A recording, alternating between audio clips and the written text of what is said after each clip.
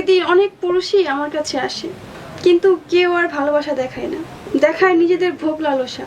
তোমাকে ছাড়ার পর আমি সুখে নেই সুমন, অনেক কষ্টে দিন যাচ্ছে, কি করব বুঝতে পারি না।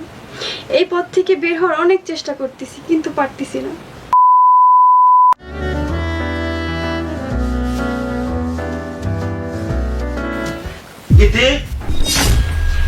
তুমি? আমি মানে রুমের মধ্যে কি নোংরামি হচ্ছে? আমি কোথায় নোংরামি শুরু করলাম? আমার চোখের সামনে একটা পর পুরুষের সাথে তুমি নোংরামি করছো আর বলছো নোংরামি কই করলাম? এসব পাপ নাকি?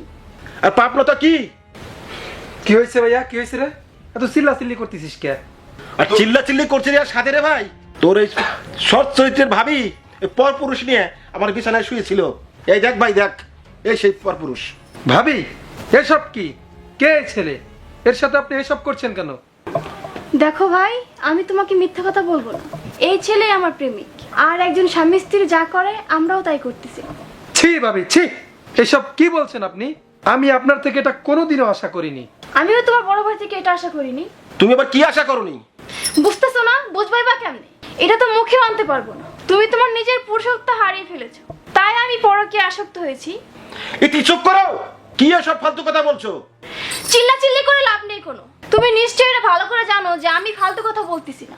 শোনো রাজীব, তুমি তো বড় হয়েছো, তুমি তো সবই বুঝতে পারো। বলো তো, একটা নারী কখন পরকীয়ায় জড়ায়? যখন তার স্বামীর থেকে সে চাহিদা মেটাতে পারে না। আমি তো আমার স্বামীর থেকে কোনো চাহিদা মেটাতে পারিনি, এজন্য এই পথে পা বাড়িয়েছি। এতে আমার অন্যায় কিসের? এসবের মানে কি? হ্যাঁ, মানে আমি তোর মতো একটা ছেলের সাথে সংসার করতে চাই না, ব্যাস এটাই আমার শেষ কথা।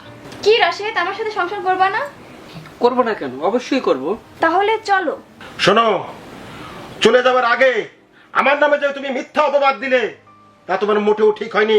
তুমি যদি তোমার মান সম্মান বাঁচাতে চাও তাহলে আমাকে যেতে দাও, না হলে সবাইকে বলে দেবো তো তুমি কেমন পুরুষ। তখন তুমি ঘর থেকে বেরোতে পারবে না, সমাজে মুখও দেখাতে পারবে না। আহ ভাইয়া, যেতে দাও, আটকে লাভ নাই। যে থাকার সে এমনিতেই থাকবে। উপরে একজন আছেন যিনি সবারই বিচার করেন। থাকো, যাই। ডিপোজিটরটা পাঠিয়ে দিও।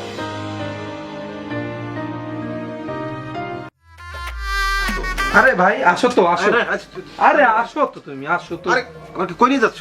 আরে আসো তো ভাই, তুমি আসো তো। নাও ভাই, এই রুমে ঢুকে পড়ো। রুমে ঢুকবো মানে? তুই আমাকে কোথায় নিয়ে আসলি?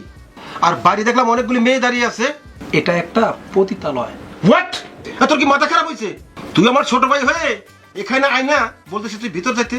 আরে ভাইয়া, আগে যাও তো, এত কথা বইলো না তো। ভিতরে একটা সারপ্রাইজ আছে। না না না, আমি যাব না।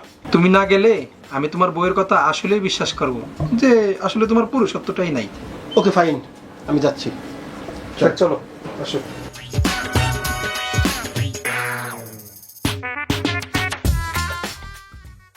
এত লেট করলে অন্য কাস্টমারদের আমি সময় দেবো কখন বলেন? সুমন, তুমি? হ্যাঁ এটি আমি, কিন্তু তুমি এই পতিতালয়ে কি করছো? কেন এসেছো এখানে? কি হলো? চুপ করে আছো কেন? জবাব দাও। আমায় তুমি ক্ষমা করে দিও সুমন। তোমাকে মিথ্যা অপবাদ দিয়ে ডিভোর্স দেওয়ার পরেই আমি রাশেদকে বিয়ে করি, কিন্তু সেই ছেলে আমাকে ভালোবাসেনি। বিয়ের আগে থেকে ও আমাকে বুক করে গেছে। প্রতিদিন বাসায় ছেলে এনে ও আমাকে দিয়ে খারাপ কাজ করাতো। আমি এসব চাইতাম না, তবুও ও ছাড়তো না। একসময় ও আমাকে বিক্রি করে দেয় এই পতিতালয়। তখন থেকেই আমি এখানে আছি। প্রতিদিন অনেক পুরুষই আমার কাছে আসে, কিন্তু কেউ আর ভালোবাসা দেখায় না, দেখায় নিজেদের ভোগ লালসা।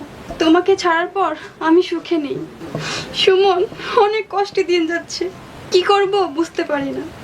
এই পথ থেকে বের হওয়ার অনেক চেষ্টা করতেছি, কিন্তু পারতেছি না। দেখলে ভাইয়া, আমি বলেছিলাম না উপরওয়ালা একজন আছে, তিনি ছাড় দেন কিন্তু ছেড়ে দেন না। আমি এই বিল্ডিং এর পাশ দিয়ে প্রতিদিনই কলেজে যাই। সেদিন যখন আমি ভাবিকে দেখলাম তখনই মন চাইলো যে তোমাকে এখানে আনা প্রয়োজন। কাজটা অবশ্যই তুই ঠিক করেছিস। চল বাসায় যাই, এখন কোনো খারাপ মেয়েদের সাথে কথা বলতে আমার রুচিতে বাধে। চল ভাই। চলো ভাই চলো।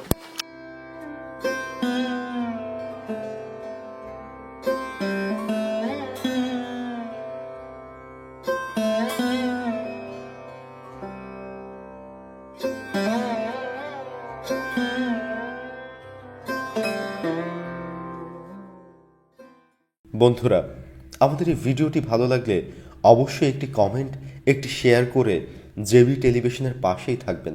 আমাদের চ্যানেলের নতুন নতুন ভিডিও পেতে ফেসবুক পেজটি ফলো করুন এবং আমাদের ইউটিউব চ্যানেলটি সাবস্ক্রাইব করুন।